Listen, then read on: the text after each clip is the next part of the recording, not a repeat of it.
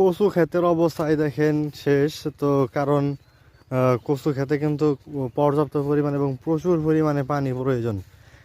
এই তাপদাহ এবং খরা রৌদ্রর পরিবেশে কচু গাছগুলো কিন্তু এক তো শুকিয়ে গেছে, পাশাপাশি গাছগুলো ছোট হয়ে পড়ে রয়েছে। আর এত পানি দিয়ে কিন্তু কচুতে কৃষকরা কুলও পাচ্ছে না।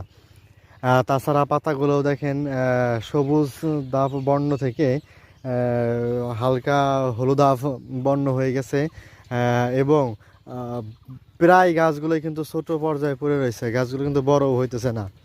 পাশাপাশি আর একটা যদি ক্ষেত আমরা দেখতে যাই, এ এই সে এই সেই পাশের ক্ষেত, তো এখানে দেখেন কচুগুলো বাড়তেছেই তো না, আর কচুগুলো আর একদিকে ছোট হয়ে রয়েছে, পাতাগুলো কি কুকড়ে মুকড়ে মারা যাচ্ছে।